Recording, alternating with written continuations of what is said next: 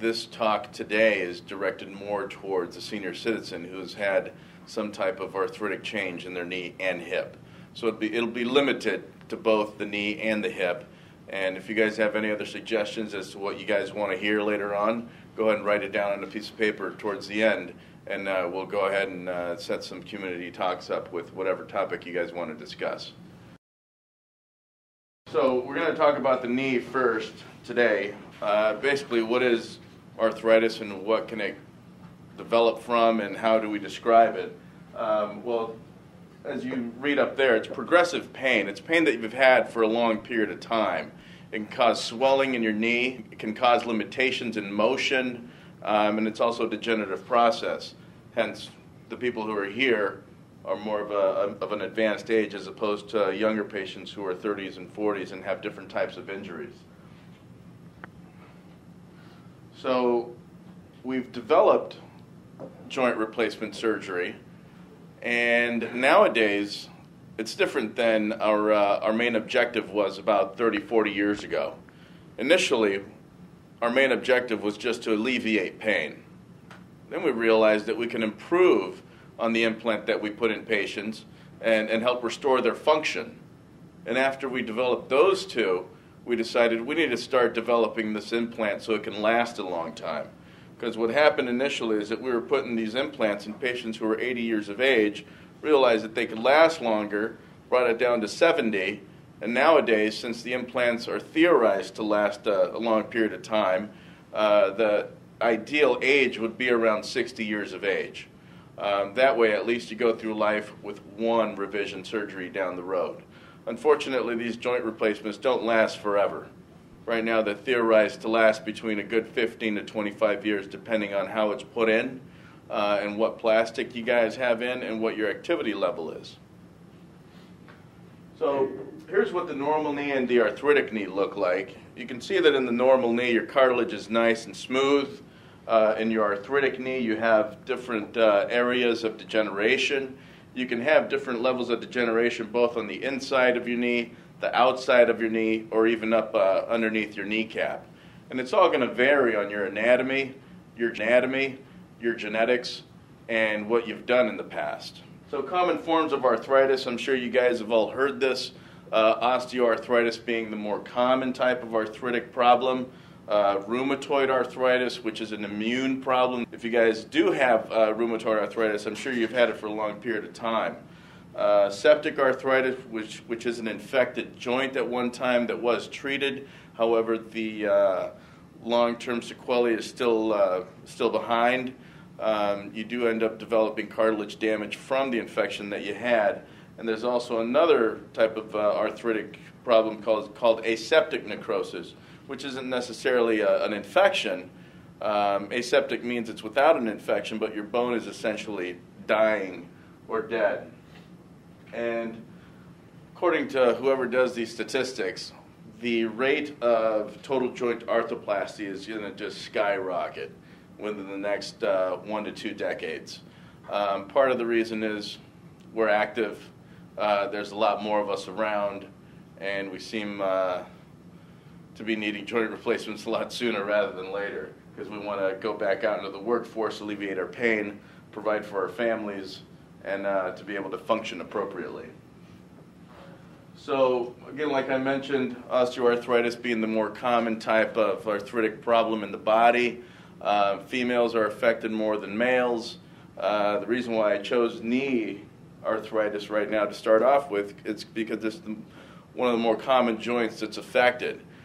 We walk on our feet, and we need our knees as well as our ankles and our hips, but mainly the knees are the ones that are affected the most.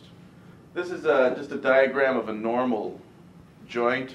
You can see the smooth surfaces, and I'm going to show you what happens after degenerative change occurs, but you end up developing osteophytes around the joint, which are bone growths. You do lose your joint surface, your joint space. Your cartilage is eroded, your cartilage loses its water content, it's not as absorptive as before, and it causes a lot of pain. You also get some synovial membrane inflammation as well. So the disease progression, this is an x-ray of a knee, the top part of the bone being your thigh bone, the bottom part being the shin bone, and you can barely see your kneecap, which is overlapping. You can see that this one looks like it might be somewhat normal, but to the trained eye, you can see that on the inside of the knee, which is to the right, you see a little more whitening on the shin bone, which is called subchondral sclerosis. You'll end up seeing some degenerative changes in the knee. However, you may not necessarily be symptomatic. So first thing you do when you go to the doctor and say you got knee pain, he might ask you, well, how long have you had it? Did you injure it? Are you taking anything to make it better? Let's go ahead and get an x-ray and see what's going on. And you most likely start off with a knee x-ray.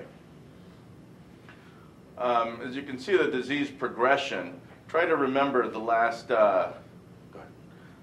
x-ray that you saw, and you can see that the joint space on both the inside and outside of the knee was maintained.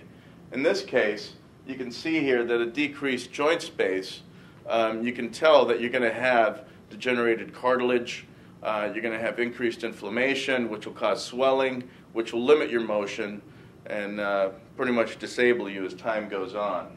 The next slide is going to show an x-ray with even more of a defect that's noted. You can see here the alignment is now off. This is more of a bow-legged type picture. This we commonly see in men as opposed to women, whereas women are more knock-kneed than bow-legged. In this case, you'd end up having some pain on the inside of your knee as opposed to the outside. This x-ray right here looks bad enough to where if you came into my office and told me that you were sick of the pain, it limited your function, woke up in the morning with pain, went to sleep with pain, and nothing alleviated it, I think you'd be ready for a joint replacement. In the past, we used to see x-rays that looked a lot worse because we had to wait for your age to get to a certain point in time so we can replace it. This is an x-ray here where this patient is knock-kneed. To the left is the outside of the knee. To the right is the inside of the knee, so you can see that when this patient would walk, they'd end up bumping their knees together. And this is just horrible. There should be no reason why anyone should have to live like this. I have seen x-rays like this with patients who are minimally symptomatic, which is nice to see, but you can imagine how long of a time they spent in pain waiting for the x-ray to look like this. Now, you remember the picture from before. This is a picture of it afterwards. This is a degenerated joint where you have loose cartilage particles as well as bony particles which can cause pain. And now you'll see them both together, normal joint and an arthritic joint. The loss of cartilage, the loose bony fragments. And in this case, when patients come in with x-rays that look like this and they're young, we do have other options such as injections, arthroscopic surgery, which is a minimally invasive surgery to clean out the knee joint, but it will not alleviate your pain completely. You'll still have a component of pain. And depending on what your x-ray shows, you might be a candidate for a total knee replacement right then and there.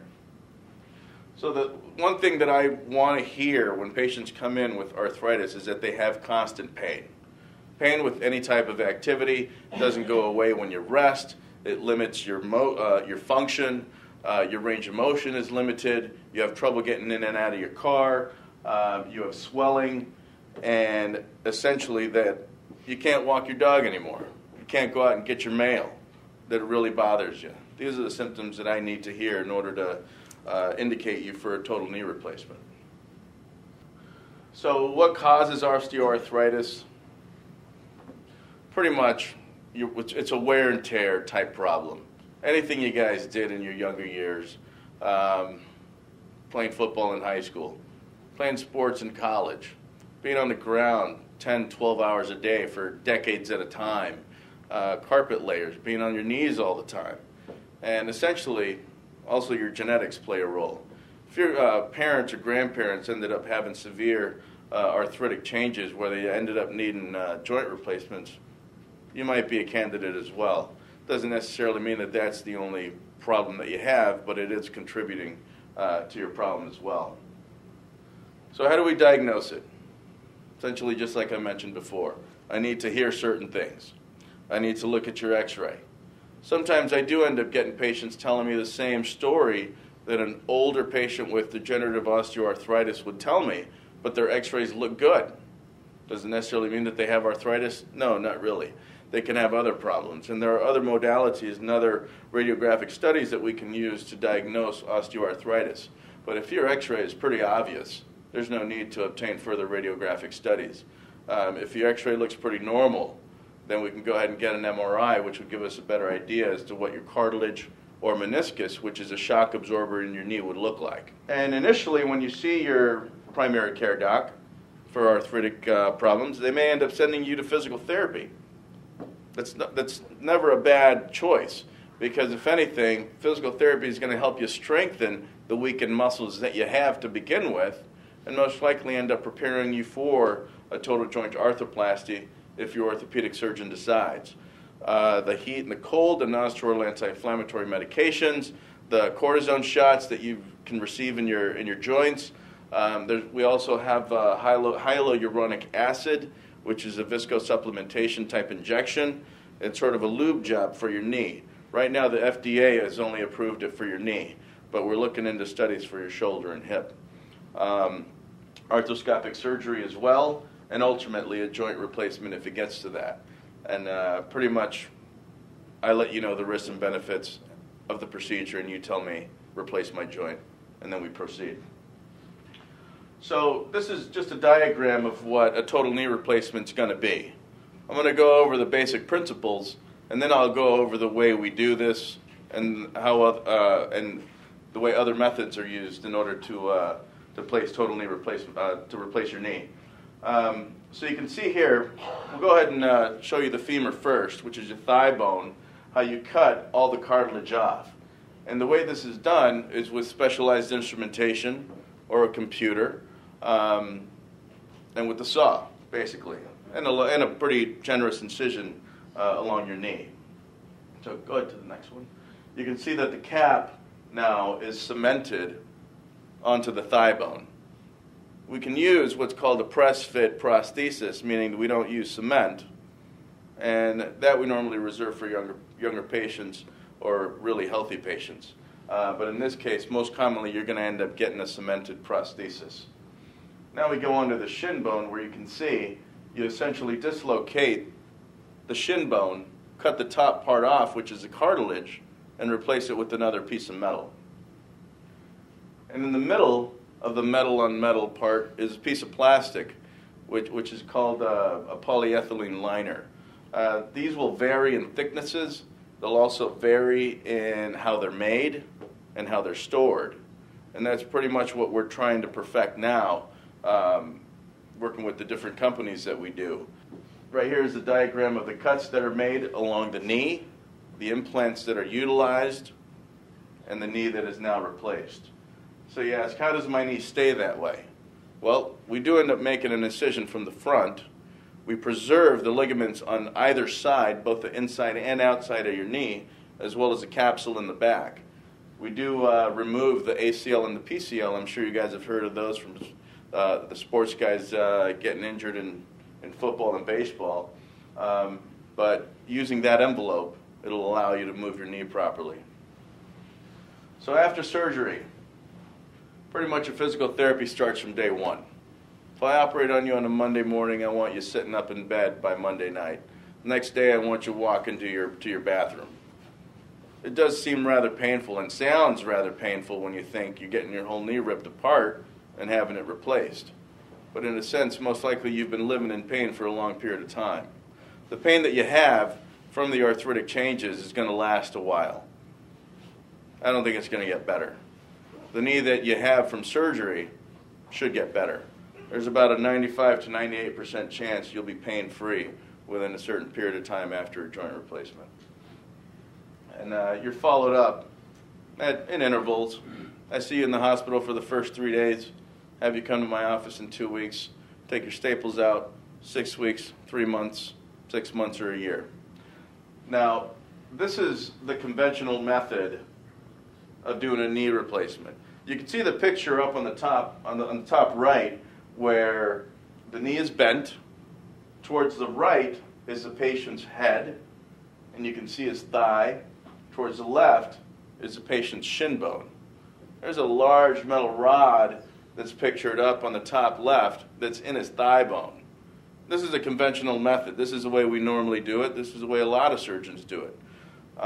Looks rather painful, but it works. It's been around for several decades. The reason why I mentioned blood loss, longer incision, and less accurate is because there are new methods of placing placing the implants in your knee. And one way that we put the knee in order to allow it to last longer is to try to put it in an anatomic position that matches your anatomy. Not everyone's the same. Someone who's 6'5" will have a different anatomy than someone who's 5'2". So we'll go ahead and talk about computer-assisted surgery. And you can see both diagrams where the knee is up on the table. There are 2 pins that are placed in the femur, 2 pins that are placed in the tibia with 3 little infrared balls.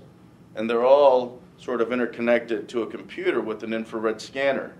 And that, in a sense, will get your knee positioned in space, and it'll let you know where the thigh bone is, where the shin bone is, and you also have another marker with sort of a cutting guide, which will allow you to make your cuts. This surgery has been pretty promising initially when it first came out, but studies have essentially shown that there really is no difference after 2 years. That the pain is pretty much the same, the function's pretty much the same. We're still working on it. Still work in progress. Am I saying it's a bad procedure? No, it's a great procedure. I've used the computer before in the past. Have had very good results. One thing that I am concerned about is the holes that you make in both the shin bone and the thigh bone. It leaves a stress riser there, especially for heavier people. You can do a shorter incision, which would, in a sense, help with blood loss, help with postoperative pain, and it'll help your postoperative rehab end sooner. But at the same time, it can take a lot longer in the operating room to set things up. It means you have longer anesthesia, and there is a learning curve. We're not trained on this initially. And it's pretty expensive. It costs the hospital about $250,000 to use. I have heard of the cord being pulled out of the wall. You have to start all over again, the conventional method. So this is where the problem can occur. You put the knee at 90 degrees, and then you got to check with the computer saying, check, it's at 90 degrees. So there's a little bit of human error. It's not perfect, but it is a little more accurate. That's what the studies have shown. And this is just a diagram of what the screen will look like on the computer as you have your probe marking the top part of the shin bone, which is a diagram on the left, and the front part of the femur bone, diagram on the right. And it records multiple sites on the bones, and it'll give you feedback as to where to make your cuts. So here you can see on the left I have the tibial cut. On the right I have the femoral cut, which is your thigh bone, and it lines it up according to the axis of the bone. That's where the accuracy comes in. So it does allow you to give some pretty good results at the end. You can see the image on the left essentially shows what the components would look like, what your alignment would look like, and any surgeon would be happy with that. The image on the right, you can see the blue sort of circular image there. That's where your cutting block is moving. So as long as you line it up and make your cuts, you don't need to go into the intramedullary canal of your thigh bone or your shin bone and violate that. This is robotic assisted surgery, pretty much similar type of surgery as a computer assisted. This is a new procedure that's out now. The results look promising. The only problem I have with this procedure is that they're using a new implant. People always say newer is better, yet in orthopedic surgery that's not always the case, or in medicine. In this particular case, I like to use an implant which has a track record, meaning other people have used it, other people have made their studies on it, and they've given results. I like to have other people do mistakes, and then I learn from them, as opposed to me doing the mistakes on my patients. Gender-specific. You guys have heard of gender-specific total knee replacement surgery? I have my own opinion about it, but essentially it's thinner prosthesis. Females' thigh bones are a little thinner than males, and the prosthesis that was out with certain companies may have been just a little too wide, so all they did was thin it up, call it a female knee. They all work the same. And now we get to patient-specific instrumentation, which is a new technique that I've been using here at this hospital, which is what I wanted to let you guys know as a community. This one I think has the best of both worlds. It gives an accurate placement. It does not violate the inside of the thigh bone or the shin bone, which in a sense will decrease your blood loss, decrease your pain, hopefully increase your recuperation. You can do this through a smaller incision as well as tissue-sparing incision. There are no stress risers compared to the computer-assisted surgery or the robotic surgery. And, bless you, and these cutting jigs eliminate a lot of the steps that you do with the conventional instrumentation. So we're able to do a complete total knee from incision to end in about 50 minutes. Normally it takes about 2.5 hours. So I'm going to have some samples in back of the room that you guys can go ahead and play with. And you can see for yourself just the differences in the prosthesis that we use. And I am passing a total knee prosthesis around that you guys can take a look at. Do you guys have any questions regarding a total knee replacement or arthritic changes? If you guys missed the pictures, this is essentially what a knee would look like before we place the prosthesis in. Now, what I'm saying about violating the inside of the shin bone and femur bone is that with the conventional method, we have a drill which we drill down the shaft. This would allow us to place our cutting jig. We also utilize one in the shin bone, but the shin bone is covered with a piece of metal. The one in the thigh bone isn't always covered. And it will leak blood, which can cause you to lose more blood, which may require you to have a blood transfusion, or even swelling in your knee, cause you more pain. The instruments that we utilize in the conventional method are a little bigger than the patient-specific ones. However, there are a lot of companies out there who are making them smaller and smaller. With the patient-specific cutting instruments, a model of your thigh bone as well as your shin bone is made. This is made from an MRI as well as an X-ray, and a new cutting jig is developed. It just sits on there. Will allow you to drill your holes, remove this part, place a cutting jig, and make all your cuts without violating the inside of your knee. So it will help with pain. There are different metals that we use. There's cobalt chrome. There was titanium. There's ceramic. And there's oxinium. Oxinium is this sort of charcoal color femoral component as opposed to a chrome component, cobalt chrome. Both of these are very good. They both decrease the wear on the plastic that we insert in between both prostheses. That's essentially what you want to do. You want to place the components in an anatomic position to help reduce the wear on this plastic, which is in the middle of your knee.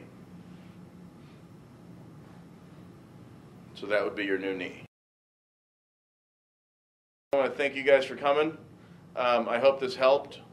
Again, if you guys have any other recommendations as to any other topics you guys would like to talk about or hear about, go ahead and write them out in the back on your way out. And once again, thanks for showing up.